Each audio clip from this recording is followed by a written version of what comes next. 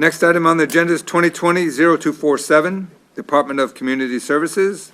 Ms. Joan Diaz.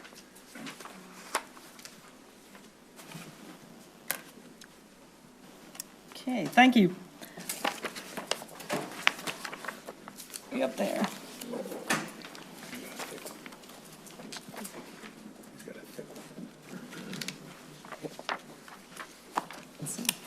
Oh, I'm down here to notice. Okay.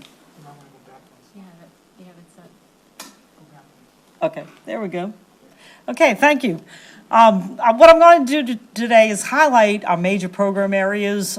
This presentation was really developed, I think I was scheduled originally for April, so I'm using 2019 data. However, keep in mind, we're pretty consistent in our services and supports, and I've kind of updated it at the end to kind of talk a little bit about what's going on with the whole COVID environment. But as many of you know, the Department of Community Services provides safety net programs and supports to struggling families throughout the parish. Primarily emergency services in the form of utility support. We have programs that are responsive to the needs of the community through our outreach programs that provide a vast array of services, including for youth, families, elderly, and we try to expand those every day, looking at meeting the needs based on our ongoing assessment of the needs in the community. We build self-sufficiency through our life skills component, primarily working with financial literacy, sustainability for families, how to manage a household, things that many of us learned on in our homes, but have to maybe didn't have, many families don't have the benefit of that mentoring. We do homeowner occupied rehab, and we do handicap ramps and educational and enrichment programs for youth. We leverage our resources through community partnerships so that we have a comprehensive continuum of services and supports. We have core resources, but we can't be all things to all people, but we can when we work together as a community with our key partners, and that's kind of the laundry list of our main partners that we talk to almost every day. We refer clients when we are not able to help them fully, if they have needs that go beyond what our programs and services and resources are. And I'll add, if you look at those volunteer hours, that's really kicking up this year with all of the support for the home rehab program in particular. But also we get volunteers who come in and help us in the food bank. We can have volunteers that work in our outreach programs in the community centers and tutoring programs. In all areas, we have been building those supports through the volunteer initiative. Our major initiatives this year we established a network for referrals to those partner agencies. We expanded our programs for youth at risk by incorporating an outreach model this year. We had the St. Rose Community Center, we had the Kelowna Community Center. So we're trying to build those. We can't. It costs a lot of money to keep building buildings. So we're trying to use existing resources in the community, in targeted neighborhoods, to build the partnerships, to deliver the services neighborhood-based so that it's easy access, because transportation's an issue, let's face it. So if you want to reach youth at risk and struggling families, then you want to bring the services to them. So we're doing that through that model.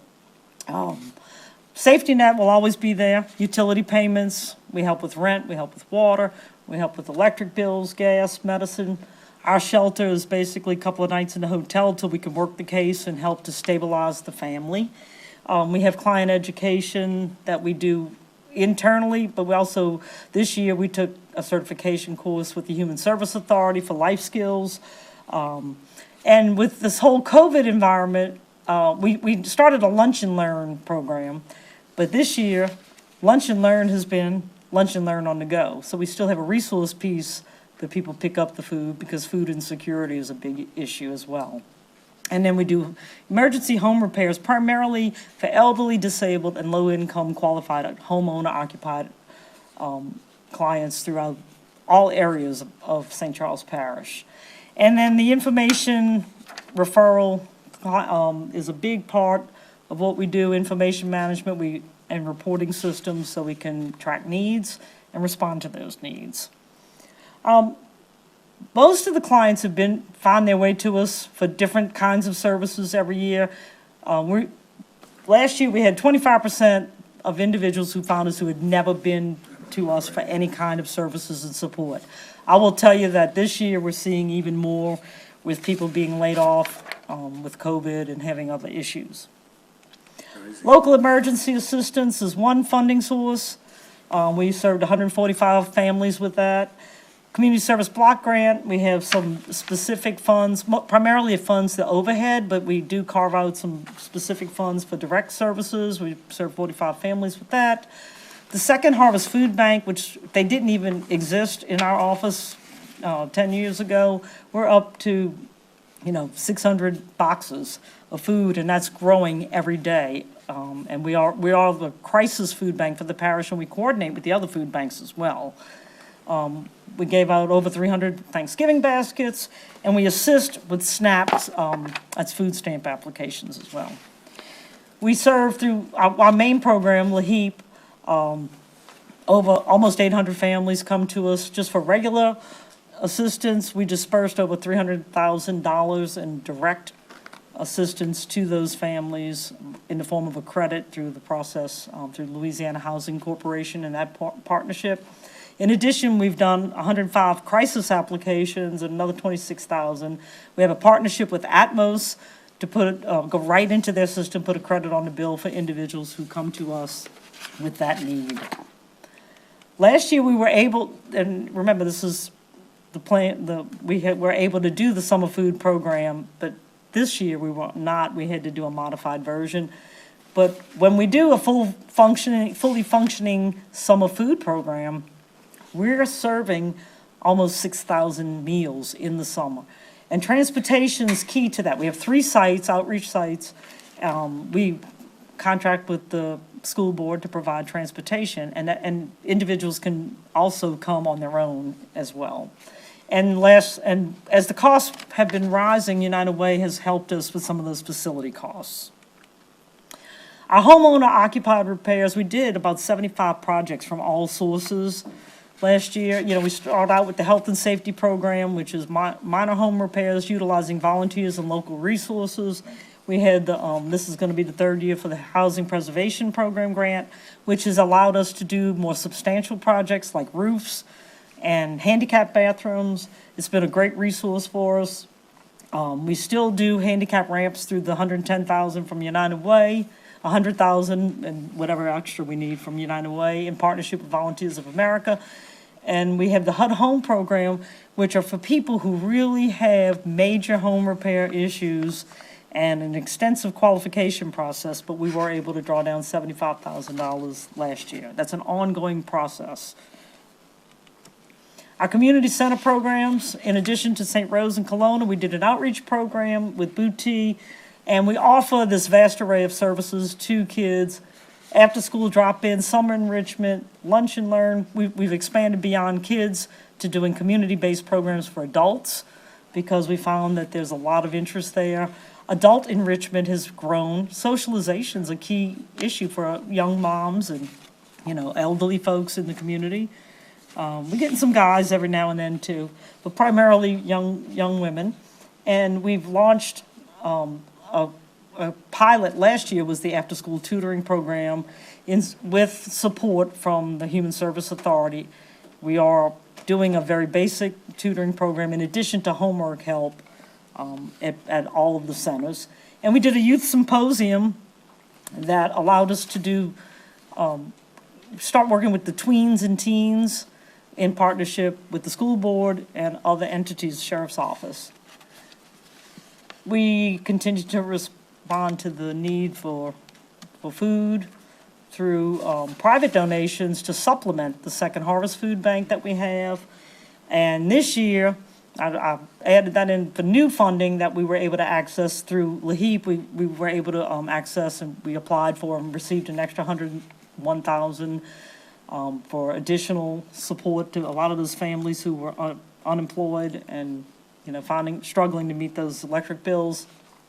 And the Community Service Block Grant, CARES Act supplemental funding that we applied for as a department, we received $143,000, and that carries over into next year as well. It's a 2-year funding, and that helps to supplement utilities, rent. A lot of people have been not able to pay rent, so it gives us, instead of the $200 we might do under our local program, we're able to do more, $500, and then coordinate with other resources. And also funded someone to work part-time with us for the food bank to meet that demand.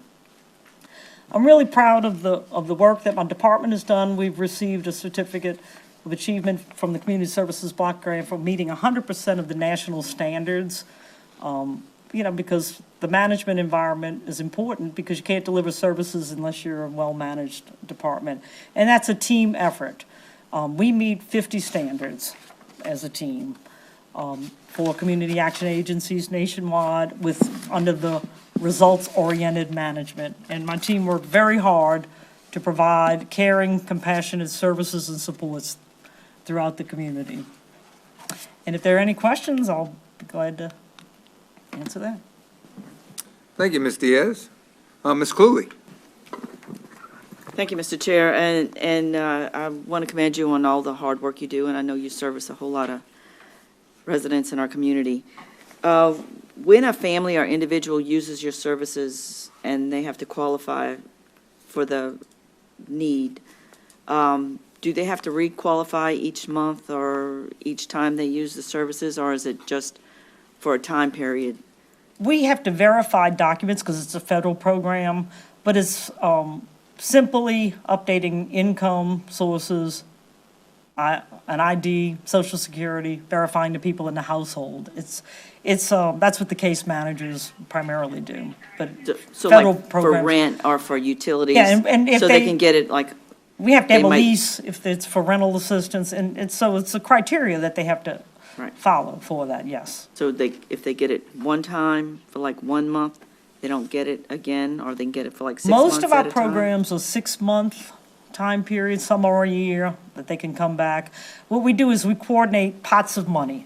So you might get help under this pot of money one time, like for LAHEAP, for example, you can get regular LAHEAP, and you can't come back for a year based on that federal guideline. However, if you have a crisis, you can then apply for crisis LAHEAP and receive at any time period, that additional funding. All right, thank So you. most of them have a criteria like that. And that's where those partners come in, because we might pay a part, send them to social concerns or Catholic charities. Ms. Belloc? Thank you, Mr. Chair. Ms. Diaz, have you looked into the transportation part of summer camp where, tell me, who you hiring for the transportation? Is it all in-house, all St. Charles Parish buses? We're required by risk management, to contract with the school board because of the requirements for liability. So for summer food, that's the contract, that's the transportation that we provide. Okay, because I know last year it was more parishes coming in. And I just thought that should have been always stay in-house rather than hiring Okay, field outside of the trips. parish. Okay, last year, Even for field trips. 2 years ago, I believe it was, there was one lady who actually, I think, resides in St. Charles Parish, but has a bus that she drives. She was able to provide a good rate to do field trips at that time. So, but now, we're doing 100%, and then the church, that was funded through a private donation to get kids from St. Rose to one of our outreach sites. It was fully funded through a private donor for that, and that's why that particular bus was different. But Okay, other so than you're that, saying moving forward that St. Charles Parish is we the do only one 100%. coming in? We do St. Charles Parish school system for the any bus rentals that we do. Like Okay. last year, I believe every one of the field trips this past year were done through the St. Charles. Because I know we had lines of employees, ladies and men, looking for jobs to do transportation for the summer camp, for the field trips for the food program, and they were turned around because they said there weren't enough jobs, but you constantly see other buses from other parishes coming in. I would say that the most we ever used from was someone who lived in St. Charles Parish, who owned her bus, who drives for Jefferson, and she did 4 field trips. So that's not my department that you're referring to. The summer food, 100% forever, has been a contract with the school system. Now, how they allocate those slots, So I need to they talk to follow the their school system. internal process. I mean, I don't hire the bus drivers. The school, I get a contract with the St. Charles Parish School System, and they have a protocol that they follow. They put it on the board, and they hire the bus drivers. Okay, So we have a meeting with them, but we don't personally hire them. all righty. Thank you so much for all you do. Thank you. Ms. Gordon? Yes, thank you, Mr. Chair. Ms. Diaz, I just want to thank you and your department for the work that you all give to the residents of St. Charles Parish. Thank you. I appreciate it. Any other questions for Ms. Diaz? Thank you, Ms. Diaz, and Thank I you. do appreciate everything you do too as well.